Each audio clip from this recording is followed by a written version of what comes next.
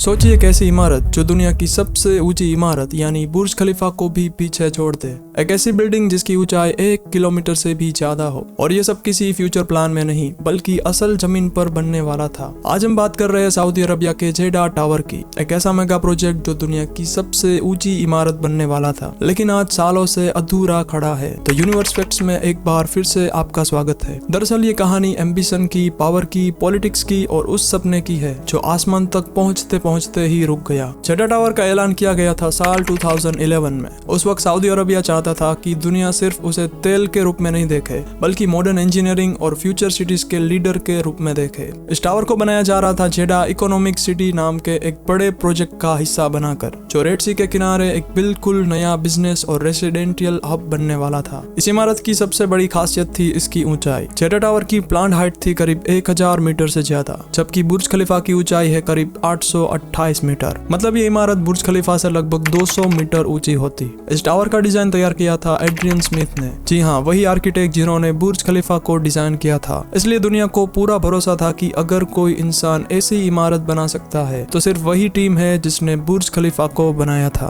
Construction की शुरुआत हुई 2013 में। काम बहुत तेजी से आगे बढ़ रहा था। फाउंडेशन को इस तरह डिजाइन किया गया था कि वो तेज हवाओं, भूकंप और एक्सट्रीम हीट को झेल सके। इस इमारत में residential apartments, luxury hotels, offices और दुनिया का सबसे ऊंचा ऑब्जर्वेशन डेक बनाने की योजना थी। सब कुछ परफेक्ट लग रहा था, लेकिन फिर आया 2017-2018 का दौर और यहीं से कहानी ने अचानक मोड़ ले लिया। सऊदी अरबिया में उस समय एक बड़ा एंटी करप्शन क्रैकडाउन शुरू हुआ। देश के कई बड़े बिजनेसमैन और रॉयल फैमिली के मेंबर्स को हिरासत में लिया गया। फंडिंग पूरी तरह रुक गई, पेमेंट्स डिले होने लगी और धीरे धीरे कंस्ट्रक्शन पूरी तरह ठप पड़ गया। साल 2018 तक इस इमारत की ऊंचाई पहुंच पाई थी करीब 250 मीटर, यानी लगभग 60 से ज्यादा फ्लोर्स। उसके बाद क्रेन्स वहीं पर रुक गई, मशीन्स बंद हो गई और जो टावर दुनिया का सबसे ऊंचा बनने वाला था वो अधूरा रह गया। एक और बड़ी प्रॉब्लम थी इंजीनियरिंग की। इतनी ऊंची इमारत बनने के लिए कंक्रीट, स्टील और एलिवेटर टेक्नोलॉजी को एक्सट्रीम लिमिट्स तक ले जाना पड़ता है। जेडा टावर के लिए खास हाई स्पीड एलिवेटर्स डिजाइन किए जा रहे थे जो 1 किलोमीटर ऊंचाई तक लोगों को ले जा सके। लेकिन जैसे जैसे प्रोजेक्ट रुका, टेक्नोलॉजी अपडेट होती गई, उसी हिसाब से कॉस्ट और भी ज्यादा बढ़ गया।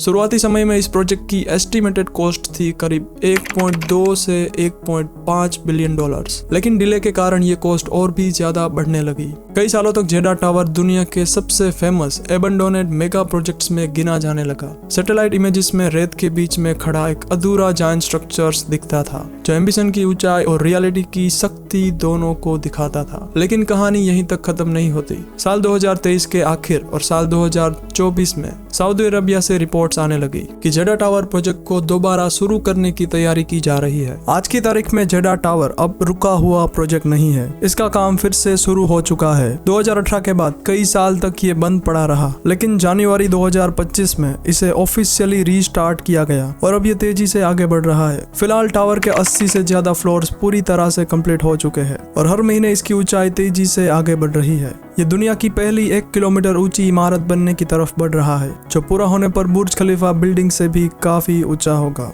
ये प्रोजेक्ट अब सऊदी अरबिया के विजन 2030 का एक बड़ा हिस्सा है। सीधी भाषा में कहे तो देश इसे अपना फ्यूचर लैंडमार्क बनाना चाहता है। रिपोर्ट्स के अनुसार इसको 2028 तक पूरा करने का टारगेट है। अगर ये समय पर पूरा हो गया तो ये सिर्फ एक ऊंची इमारत नहीं होगी, ये दुनिया को ये बताएगा कि इंसान टेक्नोलॉजी और इंजीनियरिंग की मदद से कितना बड़ा काम कर सकता है। एक सपना जो कई साल से अधूरा पड़ा था वो अब फिर से ऊपर उठ रहा है। हर नया फ्लोर यह साबित कर रहा है कि शायद बहुत जल्द ये दुनिया की सबसे ऊंची बिल्डिंग बनने वाली है। आपकी क्या राय है इस बारे में कमेंट में जरूर बताइए। और अगर आपको ऐसे ही मेगा प्रोजेक्ट्स के वीडियो पसंद है तो हमारे चैनल को सब्सक्राइब जरूर करिए। मैं मिलता हूँ आपको एक अगली शानदार वीडियो में। धन्यवाद।